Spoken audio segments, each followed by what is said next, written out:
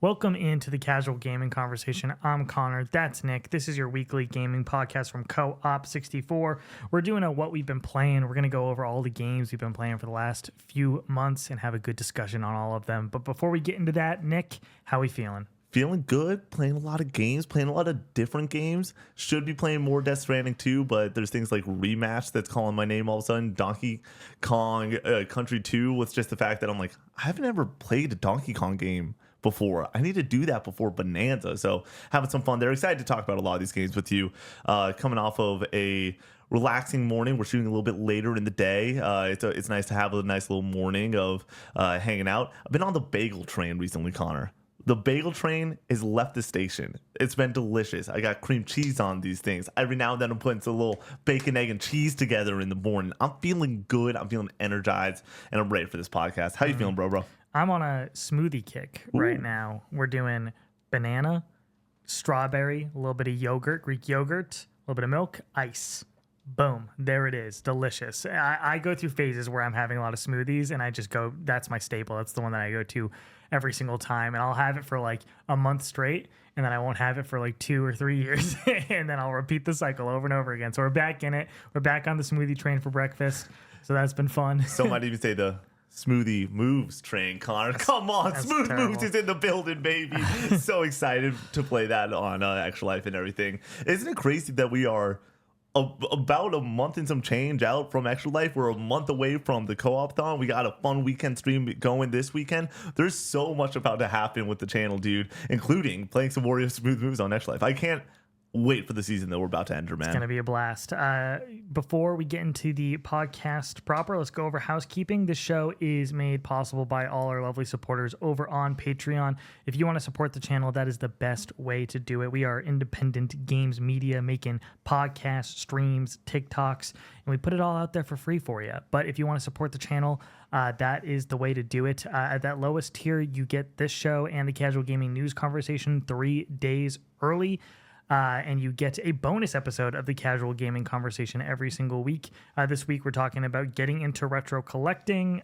We previously did an episode on the PS2, a retrospective on the PS2.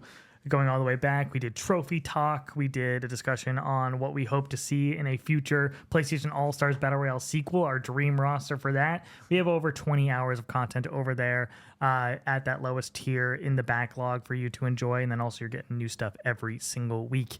At the $10 tier, you're getting Recollecting Retro, our retro collecting show.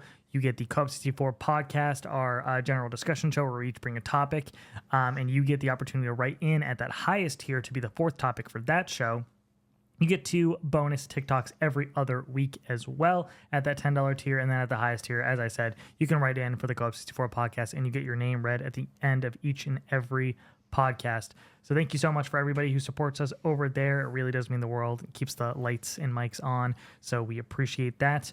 Over on the Twitch side of things, we are finishing out Pokemon, probably, hopefully, maybe. I was looking at the levels for the Elite Four, and we are not in a good position, so we need to figure that out. I need to grind tonight probably and get our Pokemon in fighting position to take on the Elite Four and the champion. And then on Tuesday, Nick is finishing out Super Metroid. Hopefully. I'm in a similar spot where I'm going to be grinding off stream, getting some of those E-tanks, making it happen, just making sure that we put ourselves in a great spot to finish out on Tuesday. But as always with streams, I've learned just to not make promises on finishing at a certain time. Shout out Sekiro for beating me down senseless to forevermore. We're going to talk about Sekiro today and everything. To forevermore be like, I'm not setting a single boundary on when we're going to beat these games. Persona, the same deal, where it's like these games sometimes just take a little bit longer. You think you're close, and then all of a sudden you're oh so far away. So yeah, the goal is Tuesday to finish this one out. On Wednesday, Nick is showing me the ropes in Rematch. I've not booted up this game at all yet. Nick has been playing it and wants to play with me, so we're going to give that a go on Wednesday. So that'll be a lot of fun. On Thursday, do you have any plans at this point? As of right now, it's scheduled as Super Metroid, but it's probably going to either be Mario Kart World or I'm thinking about one. It might be another Rematch stream. I'm going to say likely it's going to be another Rematch stream, depending on just how much fun we have on Wednesday and everything. Could be Mario Kart World or maybe I'll hop back into Marvel Rivals. I kind of have the itch to hop back into a fun little multiplayer, but it seems like Rematch might be that. We'll talk about that on this pod. And then on Friday, starting at 9 a.m., Nick will be starting his Kingdom Hearts journey, playing all of Kingdom Hearts 1 in one weekend. This was made possible due to your support during Co-op 64 Day. So we're finally getting around to doing that. So that will be going on Friday, Saturday, and a little bit of Sunday. So tune in there. It's going to be a lot of fun. Nick's first ever experience playing through Kingdom Hearts 1. He watched me play it a few years ago, but now he's actually going to play through it himself. This might be one of the most full circle moments in the entire channel, where this was the first game Connor played on the Wednesday streams.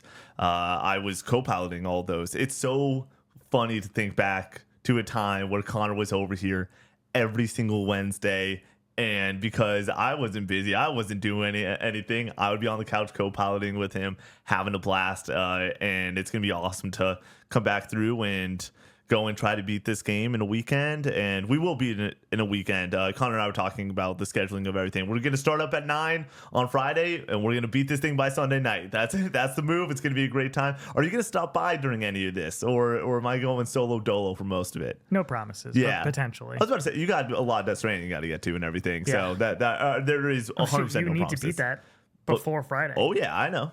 Okay. Are Connor, we in good position right now? I'm on chapter 7. Yeah, I'm in. I got about I think 30-ish hours left. So this week for me is going to be editing on Monday, and then again after it Monday night, and then being good to go Tuesday, Wednesday, Thursday, taking those mornings off and really diving in. How do you know you have 30 hours left? People are saying about 45-ish hours to like if you're doing some side stuff too. So yeah, and I've done some side stuff and everything. It's frustrating because I want to just be building roads in this game and building the monorails, but I need to just blaze past them to go to the next distribution center and progress the story. It's counterintuitive to how I want to play Death Stranding, but we got to get this review out. Yeah, I mean, there's a lot of fun to still be had left in Death Stranding. I'm excited for there to be the moment where I'm on the doorstep. Hopefully by Wednesday, I'm on the doorstep of beating this thing. And then Wednesday and Thursday, I can be using the Magellan to go back and build out some roads and go and make some of those final orders before hitting that end game point and everything. The world is just so fucking big in this game, dude. And there's so many road points that I'm like, oh, this would be so much easier if I had a full road here to get me from point A to point B. But I have to just keep progressing. For me, I'm learning, and we'll talk more about this. I want this game to be more inconvenient to me, and I'm making it more inconvenient for myself. So I'm not building certain things like roads, and I'm like, I want to walk slow. I want to eat up the scenery. I want the needle drop to happen while I'm walking. If there is a needle drop that happens, and if I am on a vehicle, I say F the vehicle, and I am listening to this music, and I'm taking in the scenery the way that the Lord intended, Connor. And in this case scenario, that person is Kojima. So yeah, dude, I can't wait to play more of this game, man. I'm stoked. Yeah. Discord, we have a server of over 2,700 members. If you want to join in there, there's a link in the bio for that. Come chat about games, movies, WWE, anything under the sun you can talk about in there. So we're getting close to a lot of fun shenanigans when it comes to Co-op 64, Co-op-a-thon, Extra Life, this weekend stream. But also, it's about to be SummerSlam season, Connor. And at the end of the day, isn't that all that matters? Is SummerSlam? That's all that matters. That's all that matters. What else we got, Con? Leave us nice reviews over on Apple Podcast services. It gets the show out to more people, and we would really appreciate that. All right, getting into hot takes here. I'll take the lead on this one. Okay. My gaming hot take is that the PS5 generation has been fine. And I know that like the sky is falling and it's the worst generation ever. And one PlayStation needs to be the worst one. Yeah. It's bound to happen eventually. But this has been totally fine. Like we have so many great PS5 exclusive bangers on the console. Returnal, Ratchet and Clank, God of War, I know, was on the previous generation, but is best on PS5, Spider-Man 2, and looking to the horizon, or we just got Death Stranding 2, and then we have Intergalactic right on the horizon. We have Ghost of Yotei right there at the end of the year. They've been sprinkling out quality titles, exclusive titles on the PS5 every single year this generation. And even when they don't have them on a first party capacity, they get them through a third party capacity or a second party capacity for something like Helldivers 2, which now is coming to Xbox, but was big on the console for a year. And then like Final Fantasy 16 and Rebirth and 7 Rebirth, also big games on the console, make you feel like you need a PS5 to be able to play these, and you're getting value out of your console. I think the PS5 is fine. It's not like the end of gaming as we know it because PlayStation hasn't been able to get their ducks in a row and has canceled a few live service games during this generation. It's okay. Yeah. So I still like my PS5 quite a bit. I'm still using it all the time. We're getting 2 bangers this year in Death Stranding 2 and Ghost of Yotei. Next year, you can expect 2 or 3, just like we've gotten every single year on the PS5. It's fine. Yeah. It's not as good as the PS4. That's okay. Not every sequel needs to be better than the last. I experienced this with Kingdom Hearts. Kingdom Hearts 2, greatest game of all time, one of the best. Kingdom Hearts 3 was never going to be Kingdom Hearts 2. It just never was. And expecting that, I think, is a little bit unfair. Expecting a solid sequel is fair. And I think that in this instance, the PS5 is Kingdom Hearts 3. It's a solid sequel to the PS4. It's solid, but it's not as good as the PS4 is perfect, essentially. Like, they had everything firing on all cylinders at that point. The fact that in the last year it was Final Fantasy VII Remake, Last of Us Part 2, and Ghost of Tsushima, and then they're launching with the next console with Miles and Demon Souls, like, in 1 year? It's like, that's fucking crazy. We're not going to get that again. And expecting that, I think, is fool's gold. So I think it's fine. It's a fine generation. Going to the PS6, I think that PlayStation's still in a solid position. They haven't totally fumbled the bag. It's not over. It's going to be okay. We're going to get the next God of War game or whatever, next Spider-Man game on the PS6, and you're going to want it probably. And we're going to be buying a PlayStation for the PS6, for the PS7, for decades to come, probably. I agree with this heavily. It's funny that you brought up like these 2020 banger games and you just skipped out on Bug Snacks. That's wild, man. No, this perfectly goes into my hot take for this week. My hot take for this week is a complete 180 from a take that I had on this podcast really early on. And I think we've discussed this many different times. Sequels are a good thing. New IP, it's great. We love a good new IP every now and then. Claire Obscure killing the game right now. Split Fiction, one of the best from this year. But the thing that has been the lifeblood of the PlayStation 5 generation has been these sequels. Death Stranding 2, Ghost of Yotei later this year, Spider-Man 2, God of War Ragnarok, even things like Ratchet & Clank Rift Apart, Gran Turismo 7, Horizon, Forbidden West, all of the bangers on this console thus far, when you think of the exclusive Sony first-party lineup, most of them are sequels. And it's good to get an awesome sequel out there. There's a reason that we pop off for the new Ghost of Yotei trailer that comes out at the end of a state of play, and we're so stoked to get more of these experiences. To go and say that it's not new IP, we need new IP. Yeah, new IP is great, but to have these tentpole titles that you can go and rely on and understand going into this year, we're going to get a game like Ghost of Yotei that probably is going to have an 87, 88, 89 on Metacritic. We're going to have a Death Stranding 2 that is going to be a better version of Death Stranding 1 and start to push what that's going to be. Having those types of games are a good thing. We need to stop going and talking about new IP being like the only way forward, where at a certain point, we look at this generation that I agree has been a solid generation, and it is being held up by the sequels of really great franchises, and we need to put some respect on those franchises' names. Why not both? Yeah, I'm fine with both, but I'm saying that and there's a line too. 2 years ago when we first really started cooking on the podcast, it was like, damn, we need these new IPs. And there's been great new IP on this console from a third-party standpoint and everything. But you look to the new IP that they attempted or have released, some of them have hit, some of them have not. And made like what? I would say Returnal has hit, Concord is not. for example. Okay, yeah, I forgot about Concord. Yeah, and so that, and like, but then you also talk about what's been getting canned in the back end of, yeah, we're doing this new IP. What Fair Game seems to be, what Marathon seems to be. Marathon is a trash fire right now. Fair Games, there's a good chance that game never comes out. They were pushing new IP. Yeah, sure, some of it was live service. That wasn't something that a lot of people wanted. But as of right now, when you look at what has been done during this generation, it has been quality titles that are the sequel titles. I have no idea if you like look at Sony's first party lineup and everything, but if you look at just like the number 2s, the Spider-Man 2, the God of War Ragnarok, the Forbidden West, those have got to be some of the highest rated games. They are some of the most beautiful games, and they're some of the best games on the console thus far. Spider-Man 2, the second in this franchise, fine. We have 2, well, technically 3 major Spider-Man games in the last decade.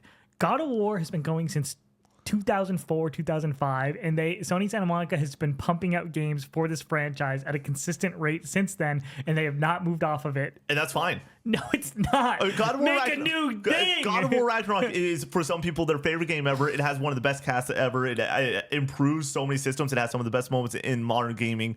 As of right now, you can't do another God of War game. I'm sorry. It fine. needs to end. It's okay to say that now, but I'm saying that as of right now, they've proven time and time again that it did not need to end. When they rebooted it, it did not need to end. They created one of the best games ever. Ragnarok has one of the best casts and some of the best voice performances ever. I love all of these games, but I can still look at the history of Sony Santa Monica and be like, okay, it's time to make something new. You need to make the next God of War. Yeah. You need to make the next franchise that's going to be able to slot in alongside God of War and Spider-Man and The Last of Us.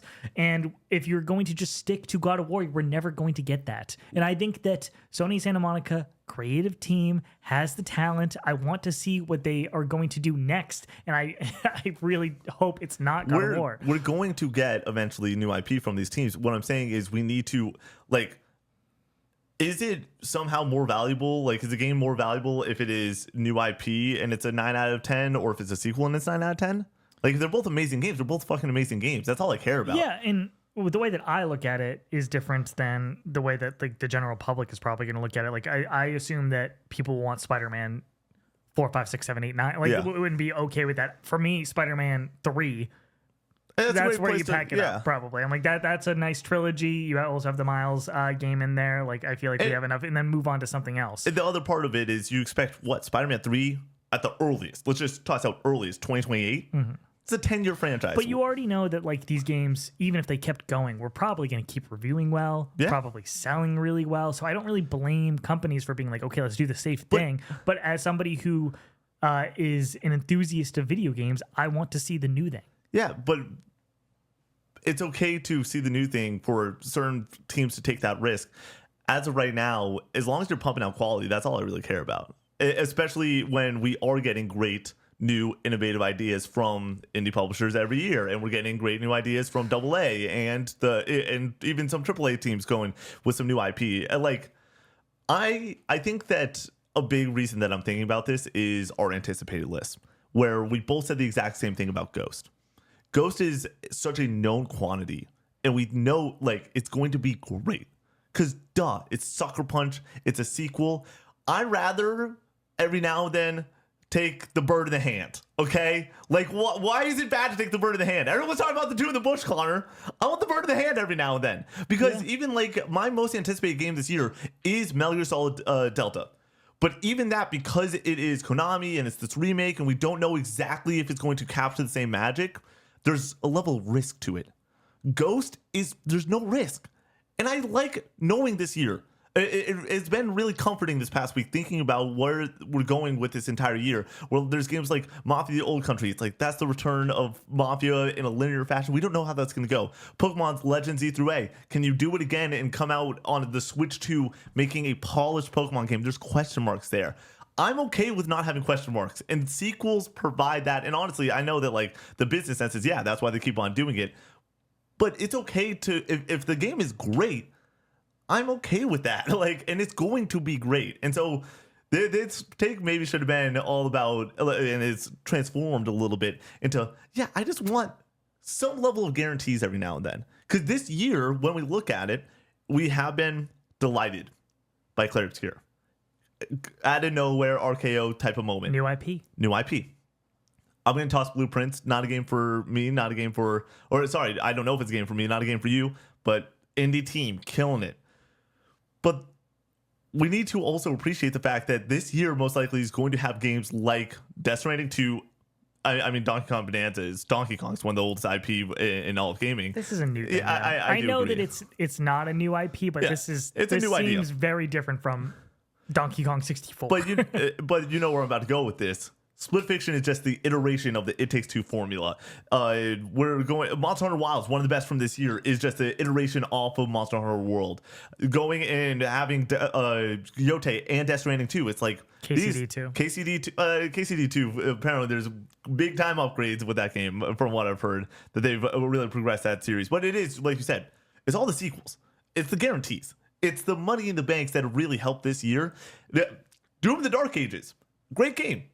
But more of the same, but like I'm okay with having a experience like Doom every now and then because I know that game is going to do what, Connor? Rip and fucking tear, dude. So yeah, I'm all in on being like, what this isn't a anti new IP take, by the way. It's just we need to be more, I think, appreciative of when we are able to look at the gaming year and landscape and be like, if you remove Ghost of Yote from this year, I'm concerned about the rest of the year entirely. I'm like, what the fuck are we going to get that's a guaranteed banger? Is there a Bonanza's probably going to be that market quality, but it's new. It's a question mark. I'm saying, but it's exciting to have stuff that you don't know exactly how it's going to pan out. Hell is Us, Lost Soul aside, those games could both be amazing. Yeah, they also could suck, and I need in my gaming year. Well, you could have said that about Stellar Blade too. Stellar Blade ruled. I'm just saying 100%. That it's fun to not know and then to go into it and be surprised and delighted and get a new game, new IP, and I agree. Have the potential for a sequel later from that. I'm saying I 100% agree with what you just said. I'm saying it is fun for that. You don't want to know what else is fun? Booting up a fucking video game and seeing the Sucker Punch logo and getting hyped. Yes, my take isn't a anti-sequels take. It's just I prefer new IP and I like the new shiny franchise. I think I might prefer sequels. And it goes back to the fact that I like hype. I like the video game trailers. That's one. Right. I like the showcases, and it's really hard during a showcase to pop off about something we don't know. And so I'm looking forward to it. And this is the case for me for stuff that I love too, like The Last of Us. Yeah. When The Last of Us 1 finished, I was like, don't make another one. Like it's perfect. You don't need to mess with this story at all. And then The Last of Us Part 2 comes out and is amazing. And I'm in the same boat now, where I'm like, you don't need to do it. But again. If they do it, you have I'm gonna the be faith. excited. Exactly. Still. But like I'm just saying that like from my perspective right now, from what I know right now, I'm okay with leaving something dormant, or at least for a long time. You can do that with God of War. Leave it dormant, make a new franchise, make a few games in that franchise, and then come back to God of War. If they release this supposed 2D Metroidvania before we get new IP, personally, or are you going to be like, this is because I think that's new and exciting. I think that direction is cool and interesting. We don't know if Sony Santa Monica is making that in-house. That's a great point. I hope that they're not. It sounds, from the rumors, it sounds like they probably aren't. That it's in tandem with somebody else, and we don't know the extent of which Sony Santa Monica is involved in it. Which is sort of like the Lego Horizon direction, where it's like, there's a sign off from Guerrilla. Hopefully that's the case. Guerrilla's logo pops up at the start of Lego Horizon, but like I don't know how much work was being done from that team and everything, but it is exciting nonetheless. My big thing too is like looking ahead to 2026. Do you realize how little games are announced for 2026 as right now? Do you know who's announced the most games? Nintendo. We know about Tomodachi Life and Rhythm Heaven, baby. It's gonna be great. Xbox has Fable, Gears potentially. There's no date. Yeah, but we do know Fable 2026. Yes, Fable is 2026. I think that's it from Xbox. Yep. And then from PlayStation, Saros. Yeah, dude. That's it. We are in a fun part right now where I love the summer content slate for us because we really get to go crazy on streams and everything. Those are like, because when you get to that fall window, it is just game all the time. Mm-hmm. But like also part of me is like, dude, September is going to be football season again, and it's going to be showcase season again. That's probably where we're going to get the next Nintendo Direct at this point. That's sort of where I'm at. That's where we're going to get the next state of play. Like, we do know this year we get to see Seros gameplay. How fucking rad is that going to be, dude? God damn. It's going to be sick. Last point on sequels, because I know somebody's going to comment it, saying that I don't like sequels but love Final Fantasy, and there's fucking 16 of them. That's different. It's an anthology series. They can make those forever. What about Kingdom Hearts? That can end. Okay. Honestly. But like, Okay. if they're going to keep making it, I'll keep playing it. I'll keep playing it. It's the same with all of these franchises that I love, but I would like, it would be really cool to get a new Nomura franchise or something at some point. I don't think we're going to get that though. There's Parasite Eve 2. Is there a Parasite Eve 3? There's Third Birthday, I think is what it's called on the PS3, which I think is considered a sequel, but I don't know if it's like a full-fledged title. I'm just trying to think of what's a Connor sequel that would come out of nowhere and excite and delight and everything. My excitement level for the back half this year. I can't believe I got that Third Birthday pull right. Nice. My excitement for this year is wavering. I will toss that out there when it comes to like what we're getting in the back half. And I just keep on looking at Ghost of Yotei as like the beacon of pure hope. You have Metal Gear Solid. There's question marks. If they take my 7th favorite game and it does not deliver, because they are changing up the formula a little bit when it comes to gameplay and they're making it more like MGS5 and everything, it's like, cool, that can either really work or if it doesn't. And if it doesn't, I will be ruthless to that game if they destroy this game in some way, you know? I don't think they will. I don't think they will either. We saw from Silent Hill 2. I don't think they would let something that beloved fall by the wayside. It's my most anticipated game this year. I am so excited for it. I literally woke up this morning, hopped in the shower, and played Snake Eater. And honestly, I might do that every single day for the next 3 months. Metroid Prime 4, guarantee. Yeah, that's a good point. That's actually a really good point. I think Pokemon Legends Zeta A has like a floor of like being kind of like it's gonna be good. It's gonna be good. Good to great. I think people love dude, Arceus. It's Pokemon. You're gonna bet on Pokemon. I'm just thinking of Nintendo and then I know. Xbox. I think Outer Worlds 2 is probably gonna be great. Yeah, probably. But like I'm talking about mainly when it comes to the sequel aspect, bangers. Because like when it comes to the PlayStation 5 sequels that we've gotten, God of War Ragnarok, banger. Spider-Man 2, banger. But the new IP also bangers. Returnal, Stellar Blade. You could argue Rise of the Ronin. Rise of the Ronin's solid. You could argue Astrobot's new. It really came into its own on with Playroom. Yeah, Astro's Playroom, and then like that's where it became relevant. But then guess what? Astrobot is the sequel. It is, and that is getting another banger sequel. Main franchise game, in my opinion. You have the VR title, and then you have the pack-in kind of tech demo, and then now you have a full-fledged paid experience. That's a new thing on PS5, in my opinion. Wii Sports Resort, the first Wii Sports game. Because if it's a pack-in title and then the sequelization of it. That's different. One of them is a 3-hour experience, 4 hours to platinum. Yeah. And Wii Sports is like something that you play forever. I love that we are like 30 minutes into this podcast and we've not talked about what we've been playing yet. That's awesome, When people talk about Astrobot, they're going to say PS5. They're not going to say PS4 or PSVR. Is my argument that you're going to associate it with that console and with it being a fresh franchise on the PlayStation 5. Can we put more respect on Astro's Playroom real quick? Yeah. People don't put enough, like when we're talking about the PS5 lineup, just in general, and even when we talk about the launch lineup, you talked about 2020 games and everything. 2020 games, Astro's Playroom rips. I think that people forget often about how short Portal is and how tight of an experience that is. And it's just like, you rip through it, you go, and it's unfucking believable. You can argue it's perfect. Astro's Playroom is, I don't think as good as Portal, but like similar mindset of like, yeah, it's like 2 hours. It rips. It's a singular experience. Then you move on to the next thing. Oh man, what a freaking game, dude. All right, you ready to get into this? Yeah, let's do what we've been playing. We have 4 games apiece here that we haven't discussed really in depth on the podcast yet that we're going to go over. Nick, do you want to kick this one off? Let's do Super Metroid first. Sure. Super Metroid has for a long time been touted as one of the greatest games of all time. because like it is one of the greatest games of all time. It's delivering the goods. It's delivering the goods, but in classic fashion, when it comes to me and discussing video games, I can't call this game an all-timer because of the aspect you need a guide to play it. Like I don't know how the fuck people played SNES games without a guide. Shout out! It makes no sense. It makes no sense. We're gonna talk about Link to the Past. Yeah, like it's the same deal. We'll get there. And so like it is not an all timer for me. And Metroid Prime has the brilliant mechanic of being like, yep, you need to go here at a certain point. If you just like walk around not knowing where to go, at a certain point they'll be like, nah, you need to head here. And that's super great and awesome. And even towards the end of that game where you're picking up some of those final things, you kind of also still need a guide.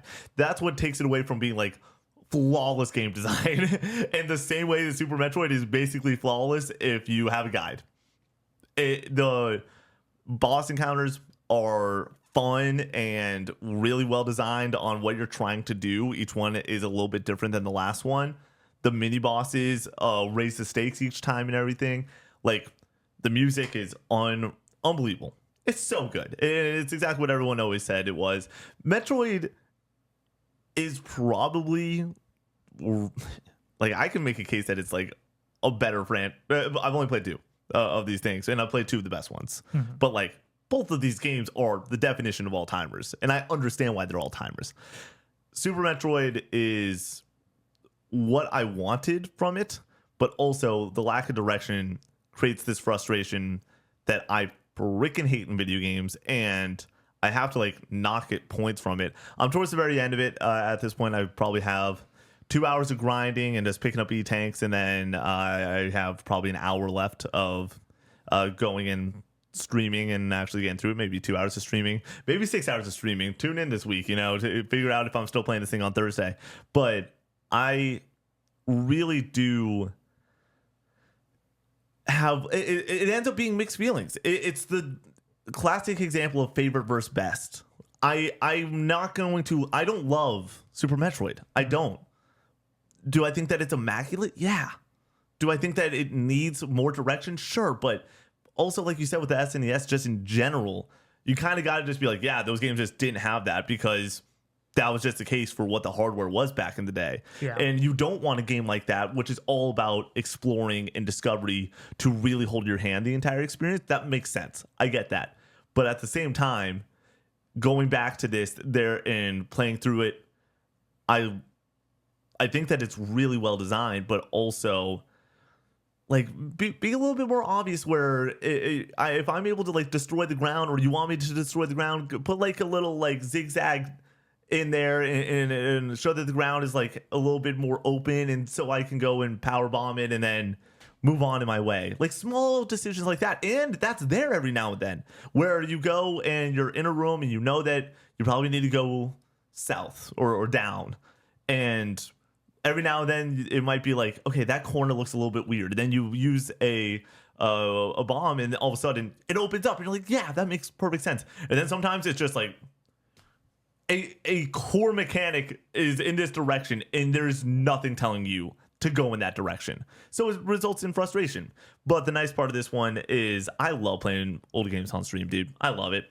And I hate it a little bit because every now and then there might be some miscommunication. There's a stream delay. But the amount of help that, shout out to one of our mods, Diz, is just, it's been awesome. This man's played through this game 20 times and he's just whipping me around this map, man. It's great. But it is hitting the point where I need to go off stream, get some E-tanks, power up, and I'm going to enjoy that process. I'm excited to go and like throw on some tunes, maybe even in the background, or honestly just crank up the Metroid music because it's so damn good. But I'm ready to be done with this one. If I had to like put a tentative score on it, it's really hard. I think that it's an amazing game though. Like, but I don't love it. It sounds it's so like hard. You're around an 8. It does everything so well is the issue, except for it just being an old game. I don't know if that's just an excuse that we can lay off for all of these old games. We're going to talk about Zelda here and the obtuseness in which you get around that map and solve puzzles. And I think that that's a major flaw with the game. Yeah, And I I'm kind not of just willing to just be like it's old, so it's fine. It's fine. I Like, give it a agree- pass. I agree that I can't just outright give it a pass, and that's why I'm like, but Because there's other old games that don't make me feel that way at yeah, all. oh yeah. Sometimes there are the moments in old, like for example, Metal Gear. If I didn't have a chat, there's a moment where you have to like put a claymore on a wall. And it's just like you would not know how to do that unless you got told to do that. And then there's even boss fights in that game, obviously, that are a little bit more obtuse as you go through them. But The like, thing is, if I need to look something up in Metal Gear and have that help me figure out what I'm supposed to do, when the solution is presented to me, I'm not like, oh, like how the fuck would anybody figure Yeah. this out? It's usually like, oh, I'm just kind of dumb, and Yeah. like this makes sense. Like I could have gotten to this at some point. There's stuff in Zelda where I'm like, I don't fucking know how anybody figured this out. the hard part is everything else is so essentially perfect. Yeah, Like like if someone was like Super Metroid is the best 2D game ever made, I would not bat an eye. I would be like, yeah, sure, that makes complete sense to me.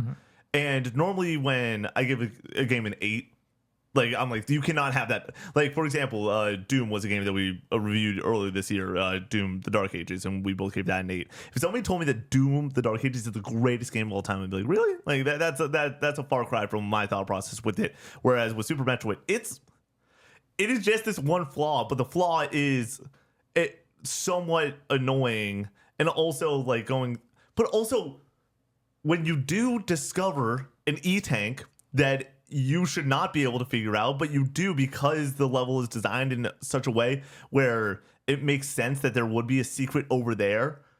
It is awesome. It feels great. And that sense of discovery it hinders the game, but also it helps the game exceed and be awesome. So it's hard. This game is why I love talking about old games with you, and it's why I like talking about old games in general, because there's nuance to it. But at the same time, there's a reason that my top 10, 20 favorite games, 17 of them are from this century. And this is just going and showing part of that of, yeah, when I'm playing games, I like to at all times be catered to some level. And that means that if the goal of the game is discovery, the discovery needs to be great and really like Elden Ring's a prime example of it, of like, yeah, like have really good level design alongside everything. Point me in the direction I need to go when I need to start main pathing it. Small things like that. Metroid Prime, great example of point me to where I need to go.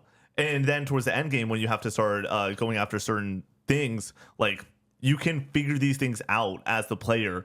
Don't make it difficult on me. I think that it's a tough one. It's one that I don't even like want to score because I'm like, yeah, do I think that this game fucking rips and exceeds at what it's trying to do basically at every which turn? Yes. Have I also been immensely annoyed? 100%. I think that the fun conversation will happen on Tuesday's stream, where I will have played for a couple hours by myself, and that's going to be really telling of when I'm playing by myself, am I enjoying even looking at a guide and finding this and platforming across this map and everything, or am I pissed off because something's just not going my way? Connor, what you got? Let's hop into The Legend of Zelda: A Link to the Past. I kept mentioning it during your Super Metroid discussion, so I feel like it's the natural progression of where to go next. I think this game is fine, which is going to be really disappointing because I know a lot of people consider this one of, if not the best Zelda game, which would make it one of the greatest games of all time for a lot of people. I just felt like when it comes to talking about how old games are really lacking in direction, this game is the poster child for that, where I just cannot believe some of the solutions to some of these puzzles, where I'm just like, how the fuck did anybody figure any of this out? And this just kept coming up over and over and over again. And as we discussed for a lot of old games, I'm willing to put up with this, or kind of in some instances appreciate that games were just a little bit more challenging back in the day, lacked that direction to kind of give you that sense of wonder and discovery in some of the environments and some of the puzzles. You see that in Ocarina of Time. So in the next entry, you get that same feeling, but I feel like it's toned back just enough that It's not just completely frustrating and oftentimes ridiculous when it comes to finding the solution on where to go next or what to do next. And on top of that, I just don't find the game super fun to play in a moment-to-moment gameplay sense, that I just felt like I was kind of trudging through this game in a lot of ways, and there's just so much friction when it comes to a lot of the game design. Like, for example, no spoilers for the final boss, but if you get knocked off the edge, you have to redo the whole boss. I saw that. And that can be said for a lot of the dungeons as well. You fall into a hole, and like now you're 10, 15 rooms away from where you just were, and you were 1 room away from the final boss, and now you have to backtrack, and then you die on the way to backtracking, and you're put back to your previous save. It's like, it's just ridiculous. Dark Souls 2 run backs. Yeah, it's just painful a lot of the time. I still think that when it comes to presentation, this game looks gorgeous. I love the art design. I love the pixel design. It's timeless. It looks great still today on the original console, which is where I played it. The music is excellent. I think that slashing away at enemies feels visceral, good for a 2D game. I think that discovering and finding all the little items and upgrades is really cool. And by the time I was at the end and chat had helped me find a lot of these items and seeing my full kit and having all the slots filled, it was like, this is really satisfying to feel like I'm a lot more powerful. And a lot of the items are very, very useful. But those are the positives for me. The negatives definitely outweigh those positives. I think this game is fine. A 6 out of 10. I think that now that I've played this, A Link Between Worlds and Echoes of Wisdom, I would put Echoes first, A Link Between Worlds second, and A Link to the Past third. And I think that 2D Zelda just might not be for me. I was about to say that's the conclusion of this. Is 2D we're Zelda talking not for you? 7.5, 7 for Echoes. So we're not even talking about like, and then we're talking about 7 for A Link to the Past. A Link Between Worlds, and then we're talking about 6 for A Link to the Past. So like, these games just like, I don't feel like I'm getting something new or fresh out of it. And that's what I got out of Echoes to some extent with like the copy and paste mechanic. Yeah. Whereas going from Link Between Worlds to Link to the Past, like I feel like I'm playing the exact same game with like one small mechanic change. And having played Link's Awakening halfway through, maybe over halfway through, I'm like, I feel like all those games are blurring together in my head of like the design and how you open up the world and how it all functions. I just don't know if this style of Zelda is for me. I think I've caught up officially to you on Zelda games, though. On the amount? Yeah. I'm at 4, I think. So I'm at 5 then. You're the Zelda big dog on the channel then.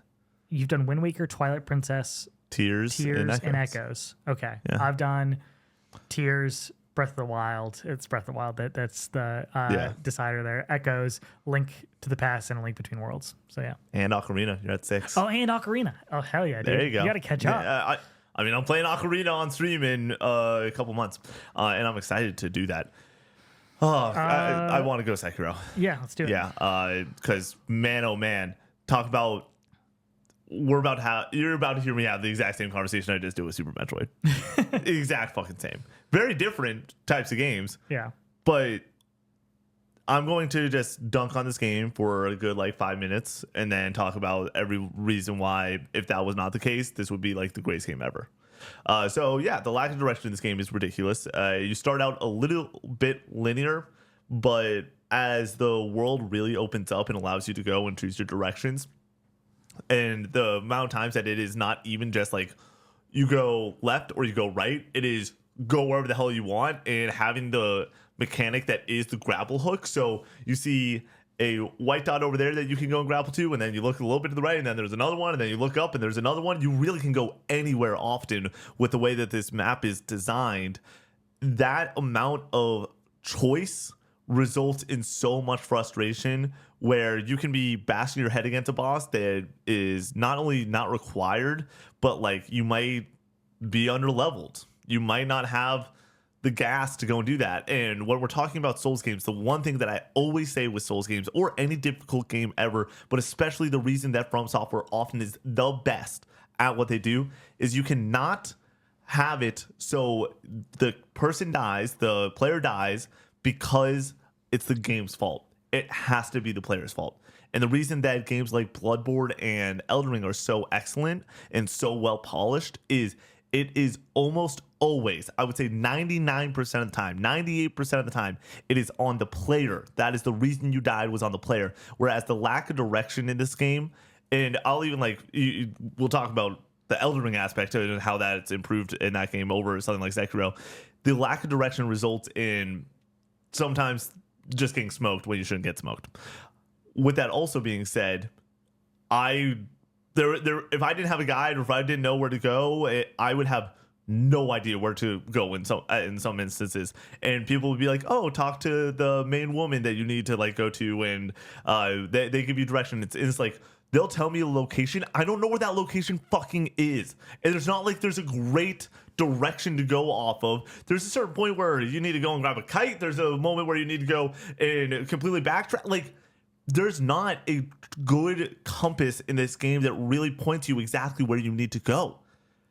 It makes no sense at certain points. Playing this on stream, thank God I played it on stream. One, shout out to anyone that watched those streams. It was a blast. The crazy thing to me is that people like that shit. Yep. People like that feeling of discovery and not knowing where the fuck to go and then finding their path. And I think that shit is not fun if at we all. were reviewing Sekiro, I would be bashing my head against the fucking wall if I did not have the internet. Oh my goodness. I think about that with a lot of the games that we play nowadays. Is like, yeah, what if you didn't have the internet? Because there are so many games. I mean, you and I have reviewed over a dozen, let's say, games where we have there's no extra hand holding. And if that were the case for Sekiro, I would have been fucked. And it's not just because I go and didn't. It's not because the bosses are beating me down or anything. It's because their lack of direction makes it so I have no idea what the hell's happening. And that's not good. So, has there been an instance where it's been really bad for you when it comes to reviewing something and not being able to find where I had one? The only thing that's coming to mind right now is I had a moment in Doom of the Dark Ages where I could not figure out a puzzle to progress. And I was like, am I just stuck here for the rest of my life? Yeah. Because the game's not out. I can't look it up. I'm just screwed. Yeah. I ended up figuring it out, and it was a stupid solution. Yeah. But it's scary in those moments where you're just like, I'm just stuck, and I have nobody to ask. I've had small moments like that where it is like a 5 to 10 minute shit. What if I don't get this? I'm screwed. But yeah, no, it is. So with that being said, I'm at a 9 out of 10 with this game because even though I'm so frustrated with it, this game might feel better than any other video game when it comes to the mechanics, when it comes to being on the sticks and the way that you break enemies. The parry is in the parry/breaking enemies mechanic in this game.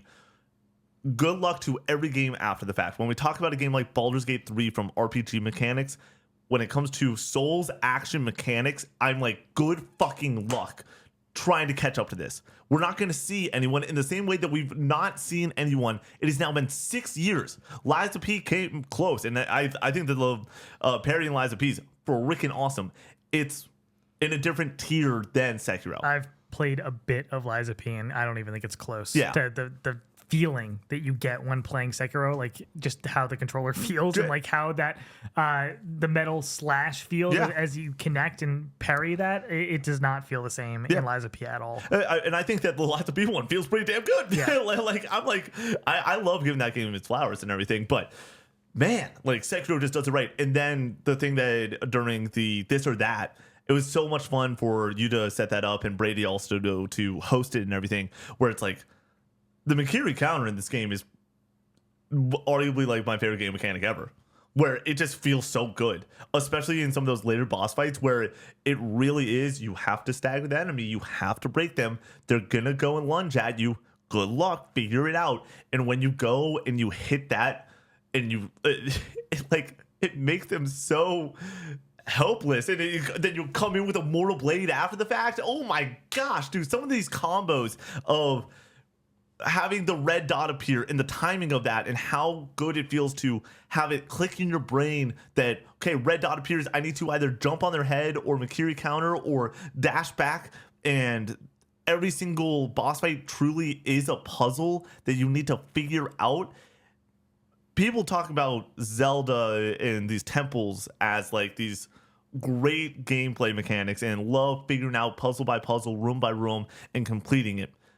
It is the exact same feeling fighting some of these bosses and the way that they are done in Sekiro and how insanely basic these bosses are. Person with a sword, small enemy, big enemy. That's what we're like. The design isn't crazy often, but they're so well designed when it comes to the actual mechanics. They are some of my favorite fights in gaming. The final fight in this, y'all saw it, beat the living shit out of me, and I love it. I think that fight is the definition of immaculate. I think that it's some of the best shit in gaming, period. I want to reload it and beat it perfect because guess what? I think I can because it is so well designed that once you start to understand it properly and you have to go phase by phase and learn it, it is so good. I think that this game is... If someone, Snowbike Mike gave this game a 10. He's like, yeah, this is what, and I'm like, I get that. I'm fine with that. I'm okay with calling this. If somebody was like, this is a masterpiece and had the same issues I have with it, I actually wouldn't, because masterpiece doesn't mean perfect. This game is clearly not perfect with the amount. I don't know if anyone, get in the comments, if anyone got through this entire game without looking anything up or having a single moment where they weren't confused on where to go, that would dumbfound me.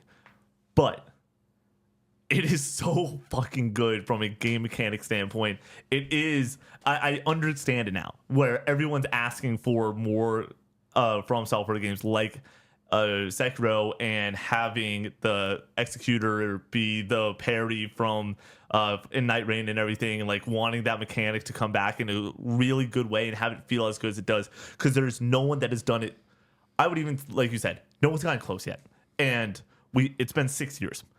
Full game development cycles. People got to play that and then start working on a game and then release their game, and no one has gotten it close yet. And that is so impressive. Sekiro, 9 out of 10, amazing. Truly one of the greatest games ever. So happy I played it. I think that it is a much better game than Bloodborne.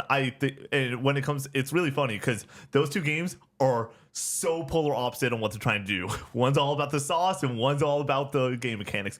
They both excel in what they're trying to do. But for me, I prefer Sekiro at this point. And then obviously I don't prefer it over Elden Ring. Elden Ring is like just the best version of that. Oh goodness, man, that was fun. I got fired up, man, because I felt like for the first two games I was just all negative almost, but getting to go and yap it up towards the end there, whew, feeling good. Connor, what you got for me? Let's go to Lumines Electronic Symphony on the PlayStation Vita, a game that you can't play anywhere else but on Vita. There's other versions of Lumines that you can play elsewhere, but this version is locked to the Vita still to this day. It took all of 2 weeks, a month for me to switch back to the Vita off of the Switch 2, which I think is very funny. I will be back on the Switch 2, of course, for Donkey Kong Bonanza, but I'm sprinkling in 11 days. I'm sprinkling in that Vita as much as I can right now. Lumines has been a series that I've wanted to get into for the longest time. When I have considered getting a PSP, I came very close to buying one in the last year, and I had it in my hand with a copy of Lumines on PSP, and I ended up not pulling the trigger on it. But Lumines has always been a game that I've pointed to for PSP. Want to get into the franchise, and I haven't done it yet until I played Lumines Arise at SGF, and thought this is totally up my alley. I really want to get into this finally. Want to get ready for Lumines Arise. So let me check out Lumines Electronic Symphony on the Vita and get good at this game, because when we played it at SGF, I was like, I am terrible at this, and like I cannot be this bad. You were not worse than Brady. Which to be fair, having now played more of it, it's like I get it. Like you need something to click in your brain with this game and start looking at the pieces and the board differently, and then all of a sudden things just kind of start to fall into place. That's pun intended. There are very few games that are like Tetris, and I don't think that there's anything that comes as close to being as perfect as Tetris as Lumines does.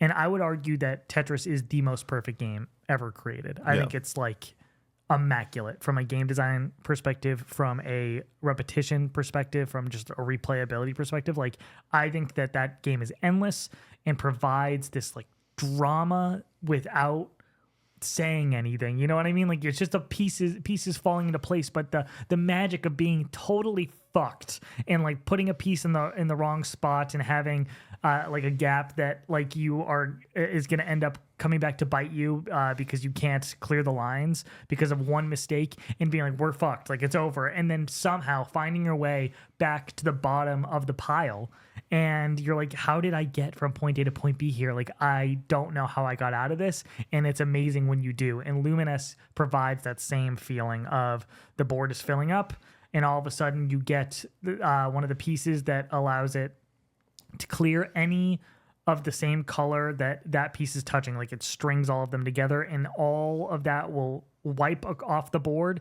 and then all of those one color pieces will disappear, and then the secondary color will then stack on top of what is remaining, and then that will disappear, and you're like, oh, I'm out of it now. Like, I was fucked 5 seconds ago. And that like satisfaction of the score going up and the pieces disappearing, and finding yourself in tough situations and coming to solutions that get you out of those tough situations is so endlessly fun and replayable. It's hard to really describe why I like this game so much, because when you look at it, it's nothing special. It doesn't really present itself in a way that is easy to sell to somebody. But if you like this kind of thing, you probably will like Lumines. And so if you like Tetris, you'll like Lumines. And when it comes to Electronic Symphony, it's all electronic music. The soundtrack is just absolutely bumping. There's some duds in the set list, but like, it's, for the most part, even if I don't love the song, it provides like a good pace, a good beat to kind of place the pieces to, and everything is synced up to you placing the pieces and clearing lines in that way, that like it all just melds so well together to just allow time to evaporate. And I will sit down for I'm going to play one game of Lumines, and all of a sudden 2 hours have gone by. 2 hours. It's been awesome getting, we talk basically every day, and I'm like, hey, how was your day yesterday? And like, yeah, I was pretty tired end of the night and everything, so I was just gonna lay in bed and play a quick game of Lumines for like 30 minutes, and then I played for 2.5 hours, and I'm like, Connor! I was so tired a few nights ago, and I was like, I just need to go to bed, and I hop into bed, and I'm like, well, I can probably play one game of Lumines and just see how it goes, and then all of a sudden it's like 2 hours later, and I'm like, okay, now I'm going to bed at an acceptable hour, but it keeps my attention so well that it cured my sleepiness. Yeah. That like, I was like, okay, I'm wired now, I'm locked in, and that has happened every single time I picked up this game since starting it, and I've just gotten progressively better and better. I just wanted to see through all of the different, they're called skins, which are songs. Yeah. Because they're called skins because like the whole board changes visually for each song. If you die in voyage mode, which is the story mode, when you game over, you can just pick up from where you left off and keep going, but your score resets. Oh, so nice. You can get through all the songs and see all the different skins and everything, but your score isn't like, you're not going for like a high score or anything.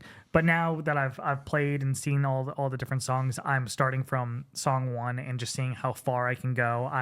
On the last podcast said that I got to 100,000 or barely missed 100,000. I've now gotten to 330,000. Insane. And I feel like I'm getting better and better tangibly every single time I play this game.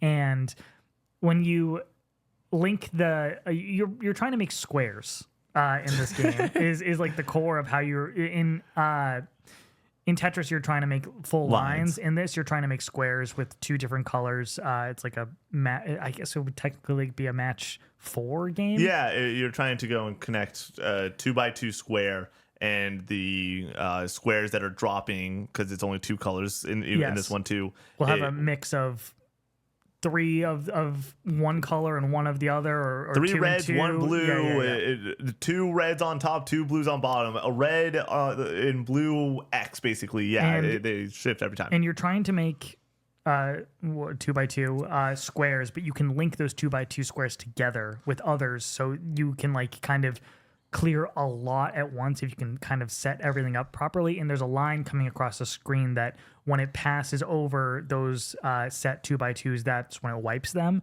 So if you want to like really maximize your points and get bonuses, you can like really string them together if you're skilled at the game and clear out like 16 pieces at once, and you'll get in the background it'll be like an arrow and it'll say bonus in the background, or super bonus or ultra bonus if you're getting like a really good one. And every single time that shows up in the background, I get this dopamine hit that just feels amazing, that it keeps me coming back for more. This is the ramblings of a madman, of a somebody who's obsessed with Lumines at this point. I will be playing this game for the rest of my life. I do not think this is a game that I can recommend to everybody. If you love Tetris, if you love this kind of block dropping game, you're probably going to love Lumines. And I can't speak to Lumines 1 or 2 on the PSP. We have Lumines Arise right around the corner, but like, you don't get Tetris Effect without Lumines. Lumines has always been synced to the music. It's always been about music and puzzles like mixed together. And I feel like we need to give it more credit for giving us one of the greatest games of all time in Tetris Effect. And to be like, well, Lumines Arise is just Tetris Effect, but Lumines, it's like, it's the other way around. It's Uncharted, Indiana Jones, Uncharted. Yeah. Exactly. So I'm stoked for Lumines Arise. When we made our most anticipated list, I put Lumines Arise at like 4 because I had not gotten into Lumines as much as I have now. I think that it might be my most anticipated game for the rest of the year. Let's be honest. What's the odds that this is your GOTY? Here's the thing. Of the games left for this year, I think that Donkey Kong Bonanza has a chance to be a 10. Yeah. I think that if Lumines is just Lumines again, Lumines Arise, but takes away the back touch aspect of Lumines Electronic Symphony that I do not like, that holds it back from being a 10. Yeah. Like it actually, to charge abilities in this game, once you've used the ability, you tap the back of the screen or like using the back touchpad thing on the Vita. And I do not like that aspect of the game. If it just charged at a steady rate, I would way prefer that, because I find myself just like, okay, now it's time to tap the back of the screen and not pay attention to what's going on, and like takes me out of the puzzle experience. If Lumines Arise just has like which I think it does, it just has like a basic charge thing, or just building out more strings and combos, it gives you more charge for whatever the special ability is. I forget what it was called. He kept telling me to use it because I kept forgetting about it when we were doing the demo.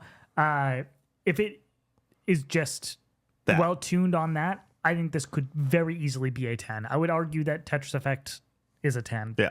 And it's just hard to review these kind of games because they're not trying to do too much. There's not many holes you can poke in these experiences because they are basic, but they're beautiful in their basic design that allows them to have an easier path to a 10. I agree. Yeah. If you're doing nothing wrong, it's really easy to be like, yeah. That's what you are is so good. It's so good. It's so good, dude. Like, yeah, I cannot wait for Lumines Arise at this point. I can't wait either. It's towards the top of my list for my anticipated games for sure. So yeah, I'm looking forward to it.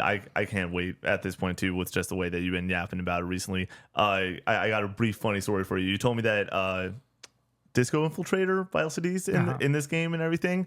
That this week has sent me on an LCD sound system kick in a major way. And it's something that I think I've probably said on this podcast at least once. My favorite song of all time is New York, I Love You, But You Bring Me Down by LCD Sound System. And I'm driving back yesterday from being with a couple of friends, and that song comes on, dude. When that song kicks at the very end, for some reason, something took over my body.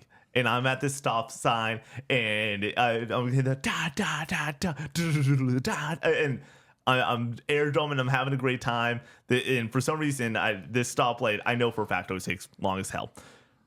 All of a sudden, I had this awful moment where I sort of got taken out of it. Connor, I looked to the left. There was a lovely older couple giving me the side eye. and they were laughing their asses off at me. I was so embarrassed. Immediately shame. the red, and then exactly, no shame. That song kicks back in, and I kicked right back into it, man. I had a big ass smile on my face. You're never gonna see those people ever again. And honestly, probably gave them something fun to talk about during dinner, you know. But yeah, man, you telling me that story about that game and everything, honestly, might be the first game that I'm like, Connor, I need the Vita for, because I just one kind of want to play it, and two, it has a sound system in it. You have 2 Vitas? Yeah. Oh man, I have the OLED and I have the Slim. If I start playing Vita games, you win.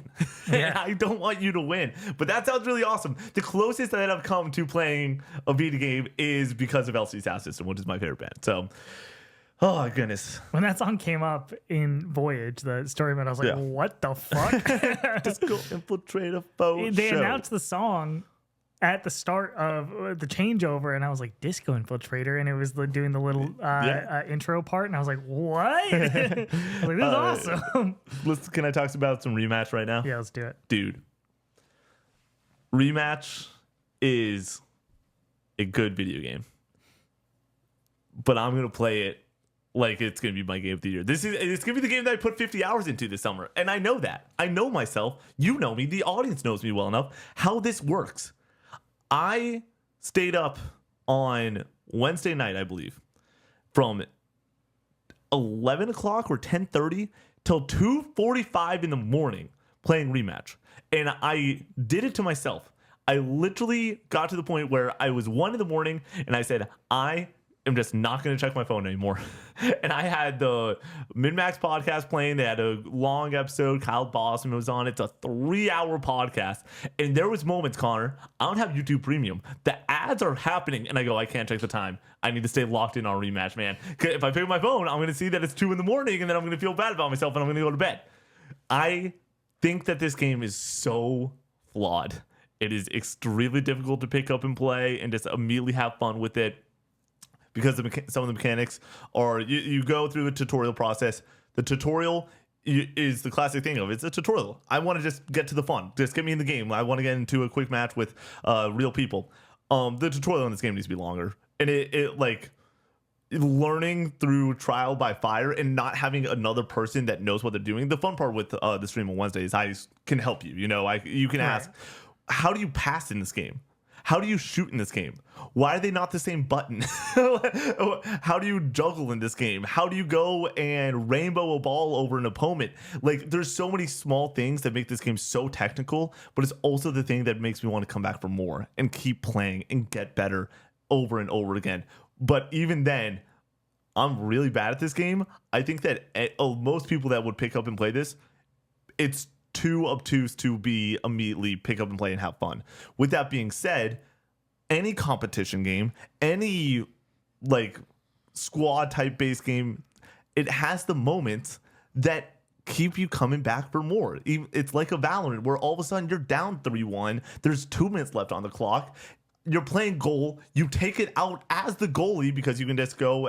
Anyone can become goalie at any time, and anyone can, as goalie, take the ball out and lose the ability to catch the ball, obviously, in handball.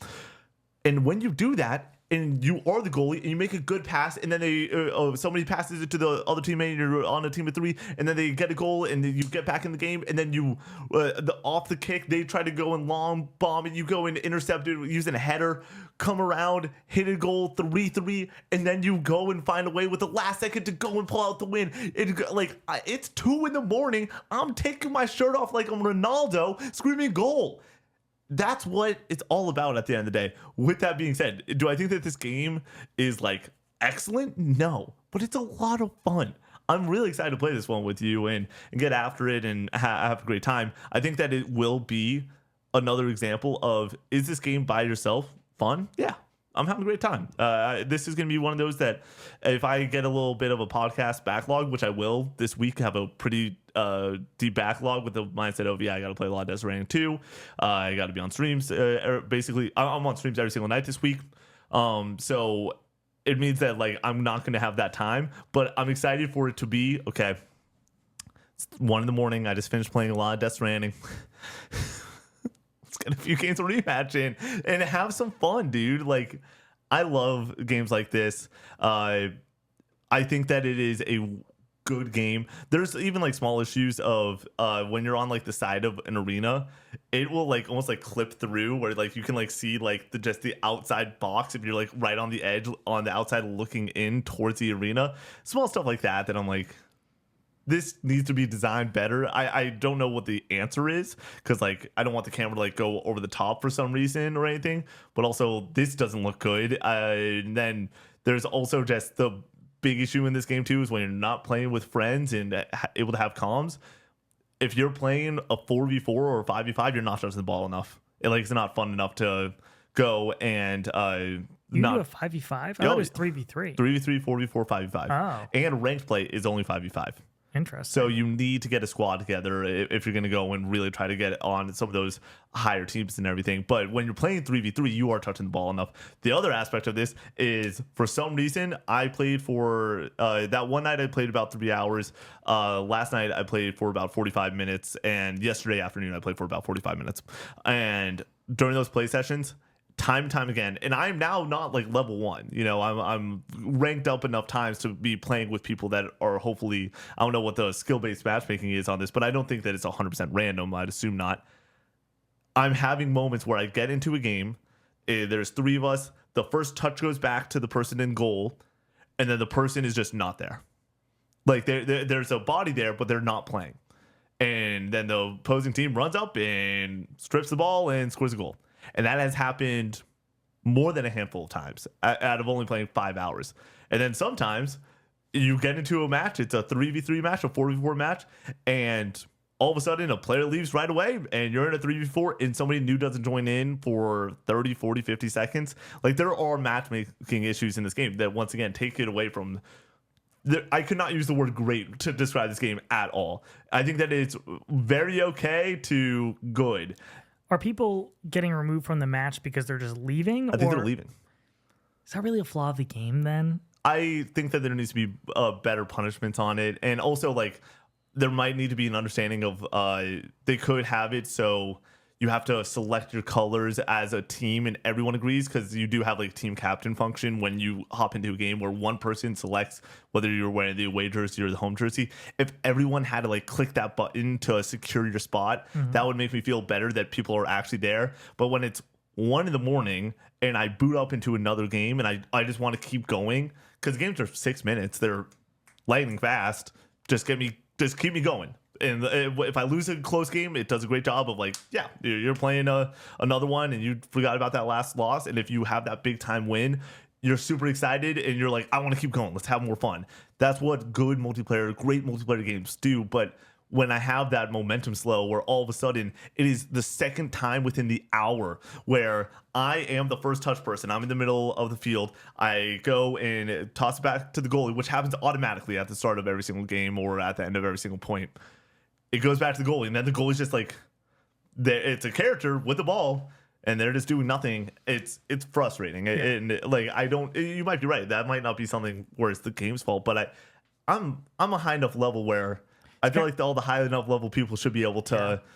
You're not there to go away, especially with a frantic matchmaking. Yeah, I people said the same thing about Night Rain when it came to like teammates not doing what they're supposed to do, or in some instances just leaving the matches. And it's like, do I hold that against Night Rain, or do I hold that against just people in general playing video games? And I don't think that's a Night Rain problem, and I don't think it's a Rematch problem, but I do understand it's still being frustrating. Oh, absolutely. But I don't hold it against the game. You know what I mean? And so, at the end of the day, I cannot wait to stream this with you. Like, we're going to have a blast, I think, on Wednesday, where it's going to be nonstop laughs, but also, like, the hype moments that you get in good competition multiplayer games. And I'm excited to go and play a 3v3 with you, but then you go up to that 4v4, 5v5, and really see what the game has to offer when it comes to a holistic approach of everyone's on their game, everyone's playing really well together. What does that look like having somebody on comms with you? So I'm enjoying my time with this. I'm going to have to put it down outside of streams for this week at least, and then next week probably is going to be a similar thing. So I'm not stoked about that, which means I'm having a lot of fun, and I think that this team, Slow Clap, I really think that they're 2 for 2 when it comes to their latest releases between Sifu and this, where they're both rock solid, great titles. Yeah, it seems like everything that you just said about this game has been echoed almost across the board by everybody I've heard talk about Rematch online. So I'm not really shocked by any of this. All right, getting into Final Fantasy Tactics. I haven't played this game in about a month now because of the Switch 2, but I would like to get back to it, and hopefully talking about it on this podcast will convince me to finally get back into this game on the Vita. Oh, it's not like you have Death Stranding to finish and then Donkey Kong Bonanza coming out, and then all of a sudden it's August where there's like 14 releases and you're going to find another Vita game to go and play. I'm not going to be able to resist Lumines anyways. I probably, know. I'm just saying we got to call a spade, but I hope you get back to it for sure. I will eventually beat this game, but we haven't talked about this since the last we've been playing, and I played it for about a month there, so I do want to kind of touch base and discuss it a little bit. When I first started playing it, I absolutely adored Final Fantasy Tactics. I thought this was an all-timer Final Fantasy game, video game in general. I think the art style is so good. I really like the music. I think the story at the start is really interesting, but it really does come down to that gameplay experience. I think like the tactical nature of moving around your different units, leveling them up and learning new jobs, getting new equipment, and kind of suiting your units for any situation that you might find yourself in was super fun. And I think that when it comes to difficulty, the game is very challenging and kind of pushes you to kind of look at the board differently from battle to battle and kind of learn the ins and outs of these different mechanics and learn how to unlock new jobs to better suit yourself in different situations. And I think that process for the first third of this game was a lot of fun, and I was really enjoying it. When it came to the overarching story, I don't really like it very much, honestly. I think that the two main characters and their relationship is what ties the game all together pretty well. Ramza and Delita. I think that they're like the core of the story, but we are getting introduced to new characters constantly.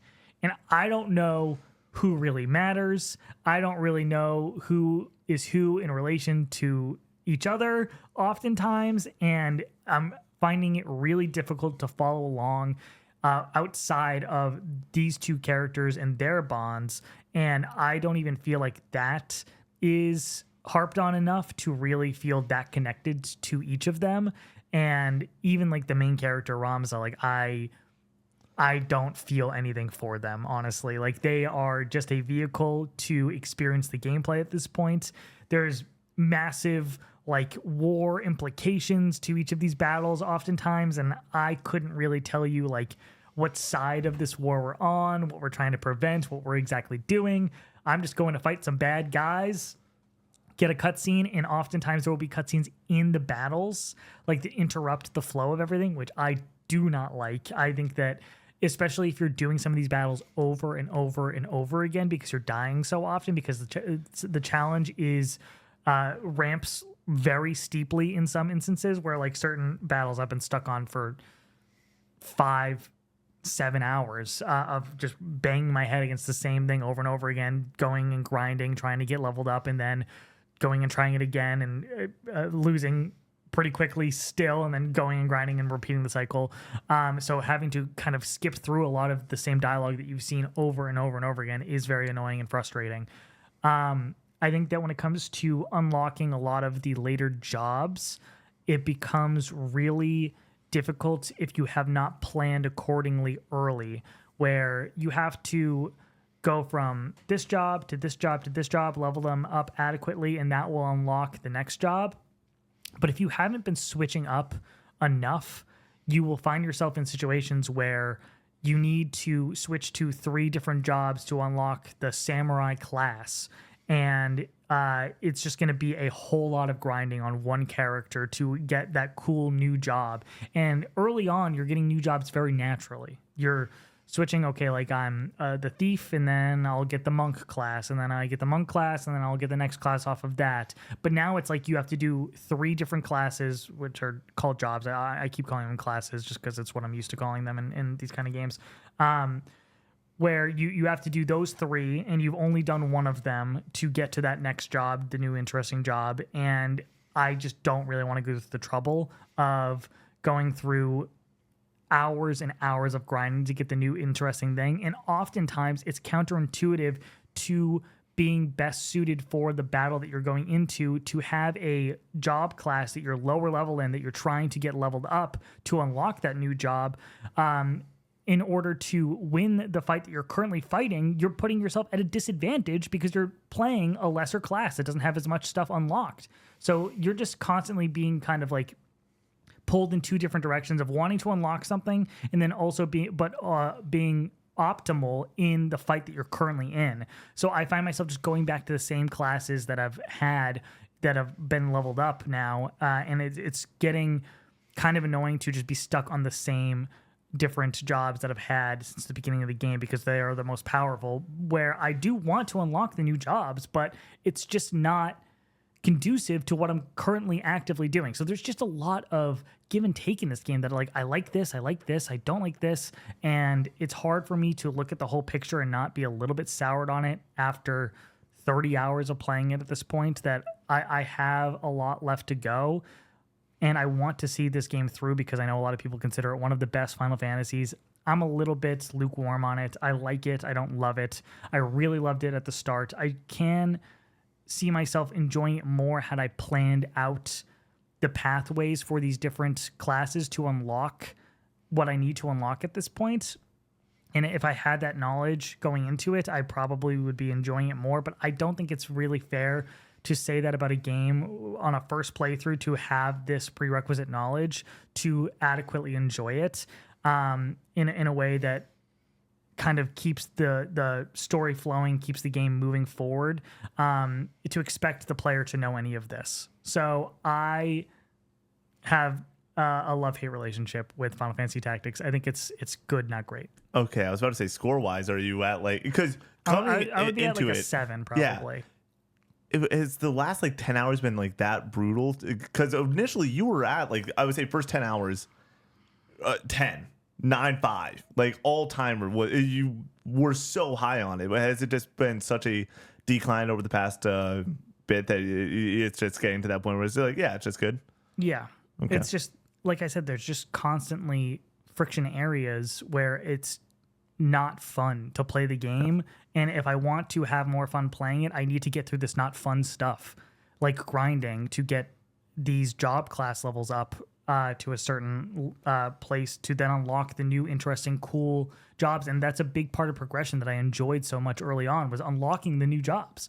Yep. And now if I want to do any of that, it's okay, time to grind for 10 hours because you didn't plan this out adequately. And it's but how was I supposed to know that I need to do that? So when the remaster comes out in a couple months or a month and a half, it's August, I think. Mm-hmm.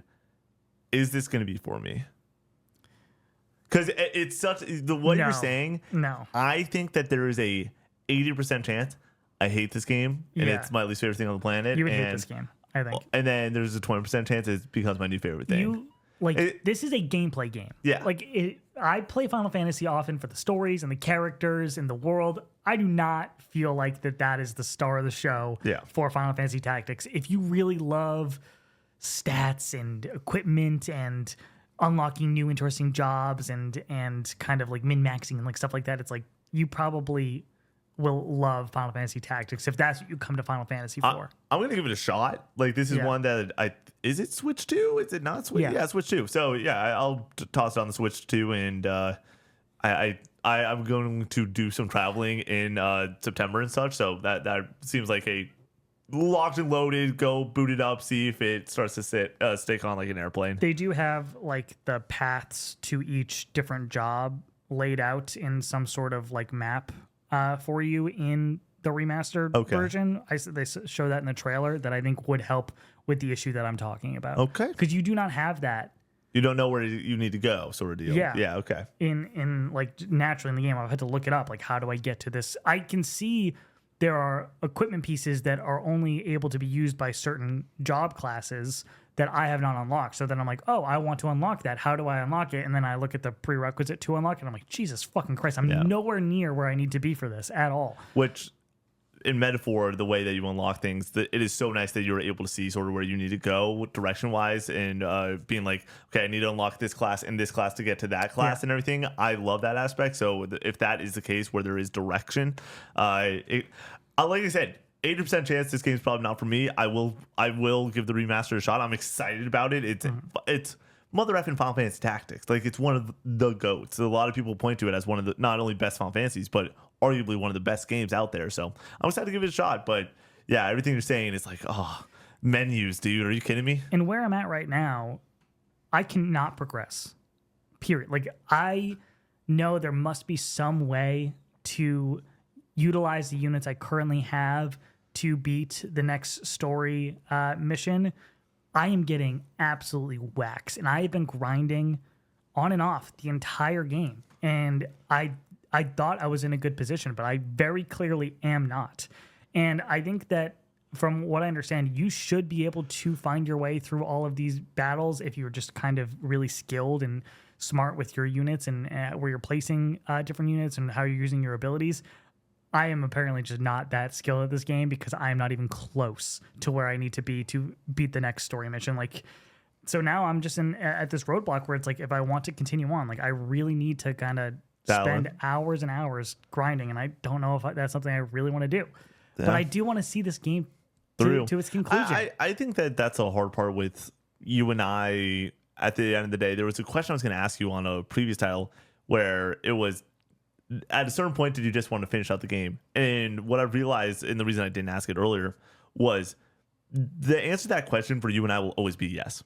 Where, like, we get to the end of a game and you're like, I put in all this time. I don't want to have this, like, sunk cost that, like, we don't finish it out, because both of us like to have that check mark and like to finish it out and fully experience it to be able to fully talk about it on a podcast like this. But at a certain point, if you're not having a great time with it, I would just put it down. And it sounds like this one might need to just be put down. Yeah. Yeah. Maybe. All right. Let's talk about Death Stranding 2. I'm on chapter 6. I want to start there. I'm on chapter 7. This will not be spoiler filled, I assume still. Yeah, we're not doing anything spoiler wise. I like this game quite a bit. I do feel like I am in a Breath of the Wild to Tears of the Kingdom type situation here. And I think that situation is just really unique to games that are doing something really special and really different for the first time. Where sequels, as we discussed earlier, usually are just kind of a safe bet. Like, I just want more of the same.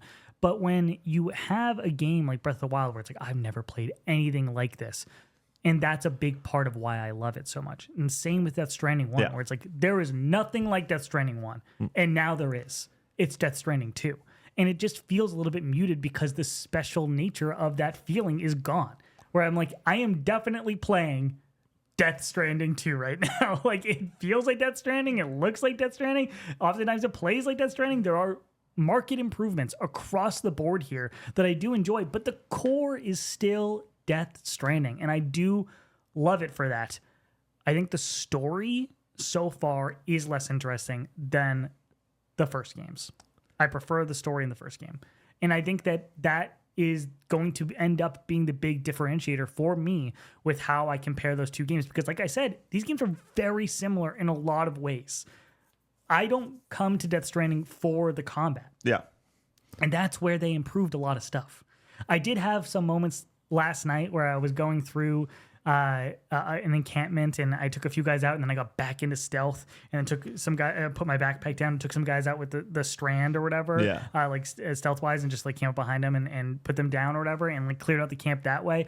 Got the thing that I was trying to extract out of there, and got out of the encampment without getting seen again. It was like, that was very satisfying. That felt very much like I was playing Metal Gear Solid 5. It just doesn't feel as good as Metal Gear Solid 5. But it also, I don't really think it needs to, or I don't really even want it to, because I don't want to be doing this in Death Stranding. I want to be delivering fucking packages. And that's what you're doing for the most part in Death Stranding 2. I think that the improvements in the gameplay from a shooting standpoint are notable, but not crazy good. They're just giving you a lot of tools to tackle these different scenarios, and I think that's really impressive and really fun. But like I said, it's still not what I'm playing Death Stranding for. When it comes to the different aspects that have so far been added to the mechanics for just delivering packages, you're getting a lot of the same stuff still. Like the different vehicles, like the first vehicle you get is the same as the first one in the other game. It just looks a little bit different.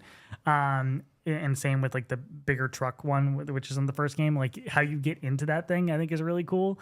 And like the added aspects that are added on later on to those vehicles, I think are pretty interesting and neat. But like so far, I do not think that there are crazy changes. I expect there to be more in that department as the game goes on. Like the monorails that have been shown in trailers, like those are cool looking, but I don't really feel like I'm getting a ton of utility out of it personally that is making the game a lot more fun for me.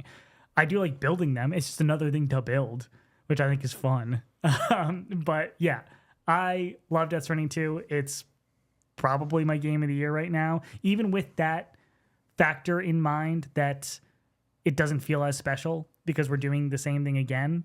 But so noting that and me being as high on it as I am still, I think is pretty impressive. This game is fucking immaculate. This is like one of the best games ever, in my opinion. Yeah. I'm 6 chapters in and I'm like, this is everything that I want. You talked about like the feeling with Death Stranding, and that feeling, it's so interesting playing this game a week after beating the first one, because the improvements are so easy to. I just felt how bad this felt, like in certain occurrences, and then how good it feels now. And I'm not just talking about the combat. Something you didn't bring up: the environments are fucking redonkulous. The environments of the first game are redonkulous. Dude, they are good. They're not nearly as varied, and they're not as unfucking like. And you haven't even seen anything yet. Oh, dude, you're on chapter 6, so like yeah, I've heard that it keeps getting better and keeps. But like from what I have seen, there are those moments where all of a sudden I'm just like, what, dude? It is awesome. I think that. I'm curious to see where I land with it. The story is a big question. I don't know where I'm going to end up with the story. How do you like the new characters that have been introduced so far? I love it. They're doing what I love so much about the first one, which is giving me a extremely interesting concept that is so Kojima, that is so special, well written, off the fucking walls, but also makes complete sense with the rules of the world that have been laid out. Yeah, it's there. The magic, the sauce is there. It is going to be what is the end product, what is also just like, what is the story, what is the direction in which we're going. Yeah, I feel like I still don't understand the full picture of this at all. I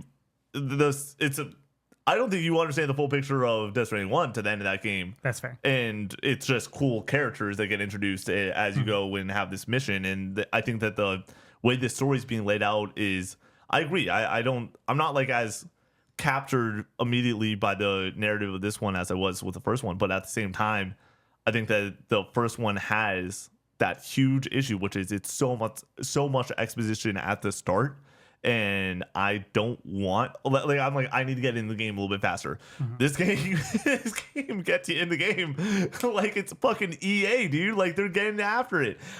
Here's a take. I love the opening of Death Stranding 1, and I like how simple it is. I think my favorite part of the game is when you are utilizing ladders and the ropes as your core mechanic for the game. I think once you add vehicles into it, it becomes a fundamentally different game. And I prefer the simplicity of kind of the puzzly nature of planning out your route and being like, how am I going to get up to that next area utilizing this ladder? Later on in the game, you're using that stuff way less. Totally. But they're fleshing out the entire experience of the second one with having things like actually wanting to get in the combat sequences and having fun doing so.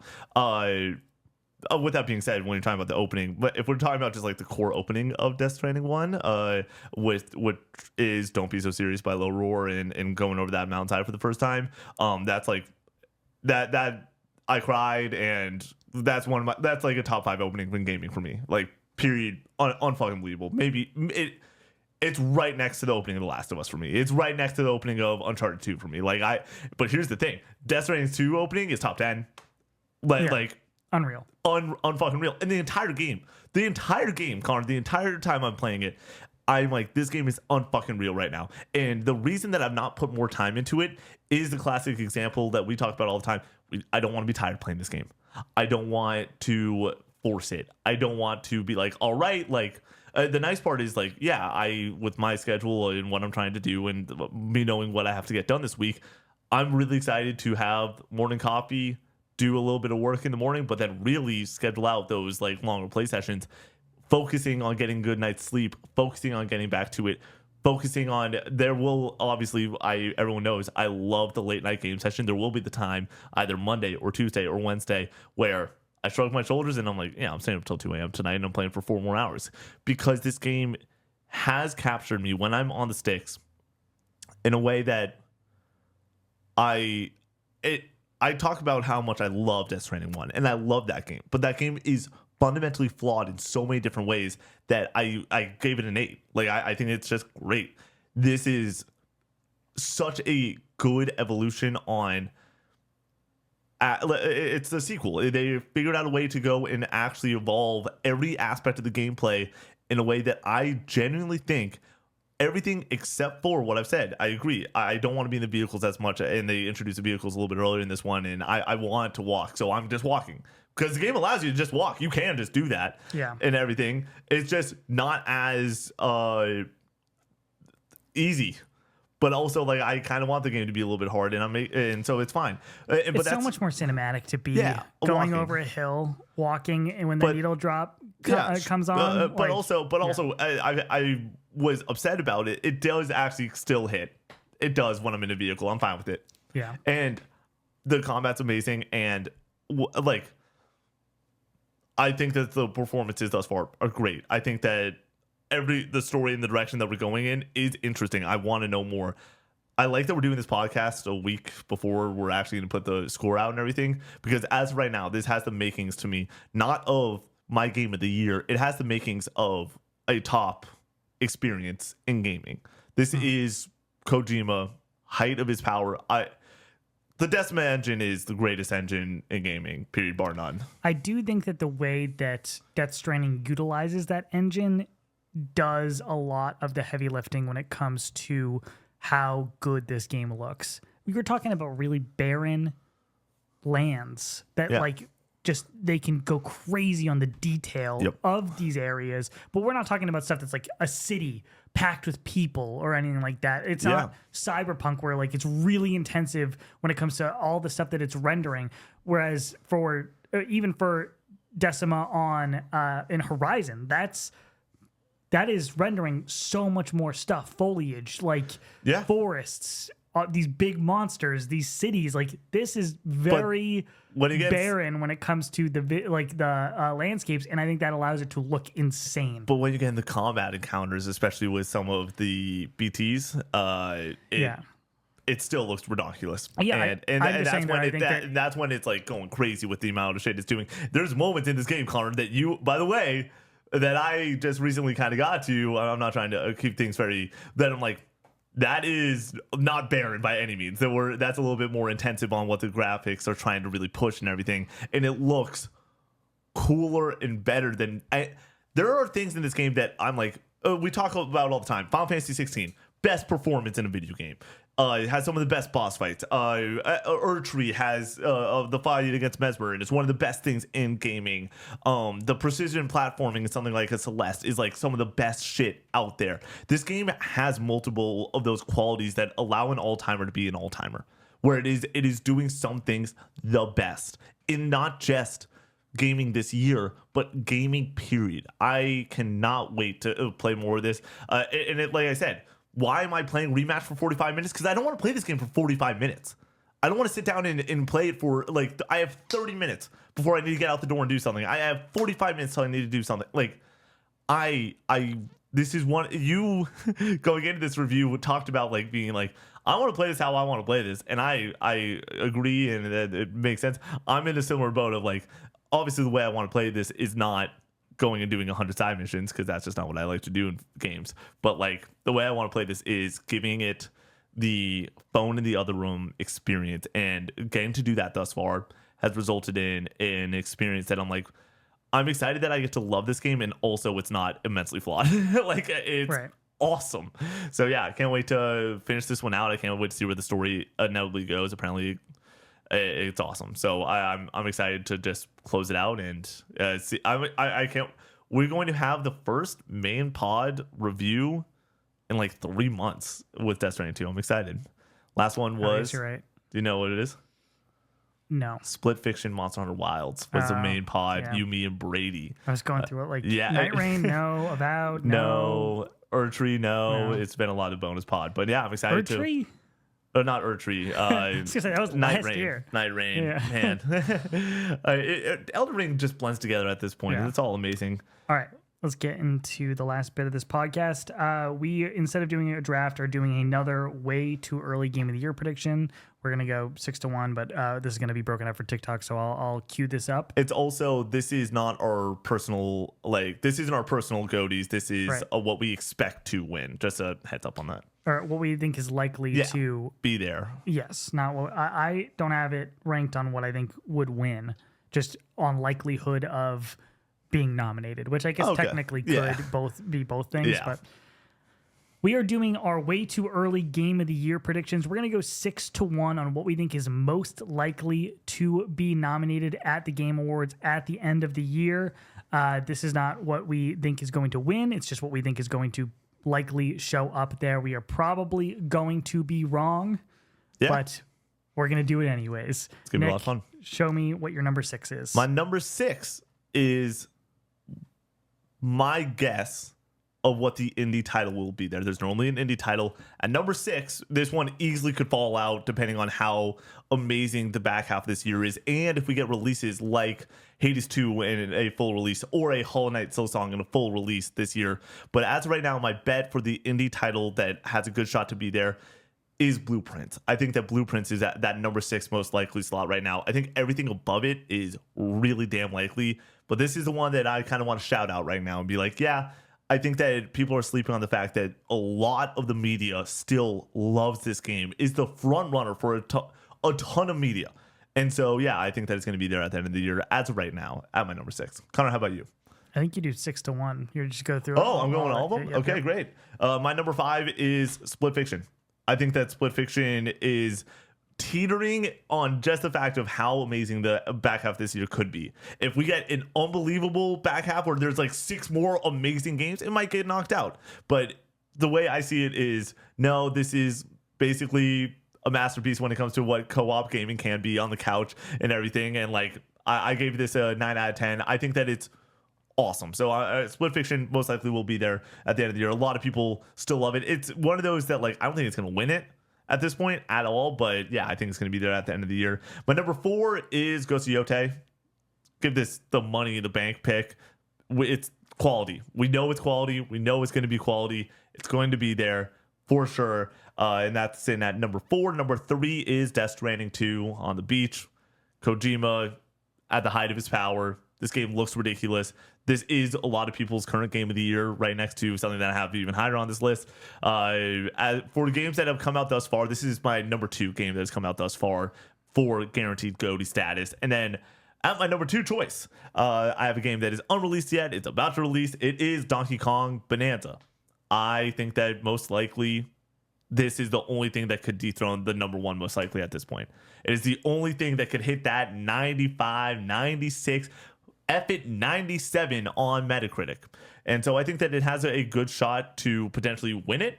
But I also think that it's basically a guarantee that it's going to be there at the end of this year. But obviously at number 1, it is Claire Obscure Expedition 33. This is going to be there 1000%. It is going to most likely win it. I would probably put it, even with the awesomeness that could come out later this year, I think that it's got like a 90% chance to win this thing at this point, maybe even 95. That might be underselling it. I don't know if there's a lot of games in gaming history that can knock off what this game has going for it, which isn't just being an excellent video game, but the narrative around it of it's a small team, it's a discounted price compared to a $70 title. Like, it's what I think a lot of people want to champion this year for GOTY, and that is why it is at my number 1. My number 6 is Ghost of Yotei. I think that the only thing that could prevent this game from being nominated is if it is just more of the same. It needs to do something to knock our socks off, to really impress us. I trust Sucker Punch to deliver that for Ghost of Yotei, so I think it takes that number 6 spot. Number 5, the thing that could prevent this from getting nominated is a delay. Hollow Knight Silksong at number 5. I think this is the indie darling for the year. I think this game finally comes out. I think it is impressive and delivers on a quality sequel to Hollow Knight. Do I think it's going to be this mythical game that it has become over the last few years? No, I don't think it's going to hit that mark, but I do think it's going to be good enough to be nominated for Game of the Year. At number 4, I have Split Fiction. I think this game is for a lot of people, co-op perfection. I think this game is great. I had a ton of fun with it. I think what it does with that co-op genre, with how it plays with that split screen experience, I think makes it deserving of this spot on this list. At number 3, we have Death Stranding 2. The critics love Death Stranding 2, and I would not be shocked if that carries it to being the runner-up for this year for Game of the Year. But for this list, I'm going to put it at number 3. At number 2, we're going to go with that Nintendo bias and give it to Donkey Kong Bonanza.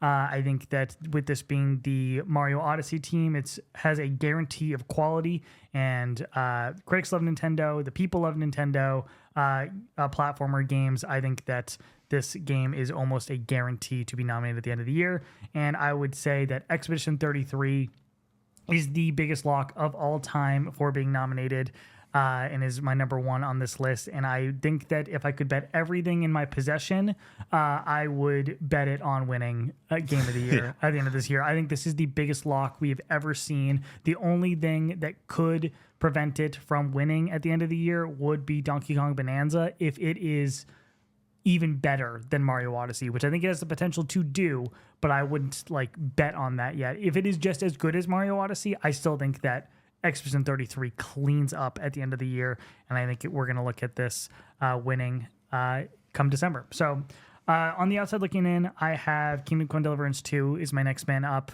Really? I would think is next. Then Blueprints, and then I have Metroid Prime 4 listed here. Yeah.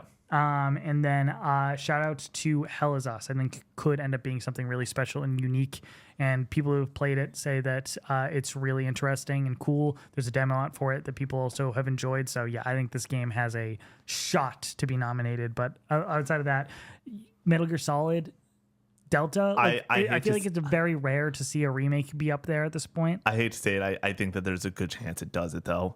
With just what this year is, man. Over what? A Blueprint over Split Fiction. We're talking about a game that has a 96 on Metacritic, dude. If it just comes out and does the same thing, it's gonna get that 94 slot. Yeah. And there's a reason that Resident Evil 4 remake gets nominated. There's a reason Resident Evil 2 remake gets nominated. You can say Final Fantasy 7 what remake. else would have been nominated outside of Resident Evil 4 remake from that year? That FF16. There's other. There should have been up there. There's other 2023. You could go down the laundry list. Armored Core 6. So it was Starfield came out that year too. Yeah. So I was like, no. Dead Space remake for me is above Resident Evil 4 remake, but also a remake. So Hi-Fi Rush. I don't think so. Hi-Fi Rush I think would probably be more deserving. I think you have to default to the thing that's new in this instance. Yeah. I feel like being a remake gives you such an unfair advantage, even though oftentimes I do prefer some of these remakes. Like last year's Silent Hill 2 remake was one of my favorite games from last year, and I would have been happy that it was up there for Game of the Year if it had been nominated. But I personally get it kind of hurting itself being a remake for these awards. I say all the time when it comes to GOTY season, the jury has to do their fucking job. And sometimes it's annoying, but when you get that phone call, when you get that email, when you have to submit that ballot, and the goal is you submit the 6 best games this year, that you remove the bias of it's a remake. You remove the bias of what you just look down the barrel and say, what was the best? And if the best truly is a remake, then you have to go and submit it. Like, and that's the same boat that I had last year with that argument with Third Tree, where it's like, yeah, it's a DLC, but the jury would be doing a disservice if DLCs are allowed and like you don't want to nominate it. And were jurors that did not nominate a game like that, and there's probably jurors that did nominate Resident Evil 4. But when you look around, at the end of the day, let's have the honest conversation. Resident Evil 4 is like, it is immaculate, always has been immaculate. RE4 remake is still fucking unbelievable. Yeah, so it deserves it. So I won't be shocked if Snake Eater gets up there. I do think that the main question right now, and the thing that's going to make either me look dumb or you look dumb, is the Hollow Knight Silksong question, where it's like, yeah, do we both expect that game to come out this year? Yeah, I do.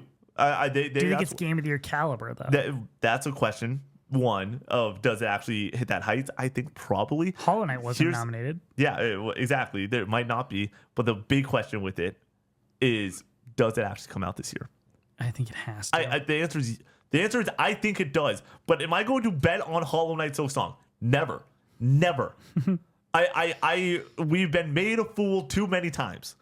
So, yeah, I'm out on it. We got Patreon names. You got to read Connor. Thank you to everyone that supports us over on patreon.com/Cope64. You truly make this show happen. You keep the lights and mics on, having us have a bunch of fun talking about things like Rematch and Final Fantasy Tactics, and having a bunch of fun on these pods. Shout out to amazing members like I need to move the cursor, Connor, because you're covering the first name. Sir Shellis. Lumos. Sunlight Phantom. V-Slashing. Ooh, Gracie. Chuzar. MG Dunbar. Mr. Munchies. Farmer Spud. Rocketator. Nofi. Swampy Bits. Daxy T. Sconesy. Stracken. Dasgoopy. Dinkelberg Rules. Hook'em Horns. Go Nash. Neutral Sphere. Easton C. Stooby Dooby. Nuke This Kingdom. Crispy. DJ Zach B. Uli. Jacob D. Big Mac. Mel Nate. The Patty Cake. Bear Pog. Cowboy Jesus. Yogi. Damn. Whole Nem. Colin C. Brack. Voodoo. Renee R. Dr. Pookie Bear. Alex Golden. Andrew H. Master Diz. Jesse F. Bad Fellow. Only One Rufus. Drifter X1. Skirt. Presto. Maverick. Goops. JMAP3. Alley Benally. And Kingdom Hearts Sucks. Thank you for watching this episode of the Casual Gaming Conversation. We'll see you on the next one. Peace out.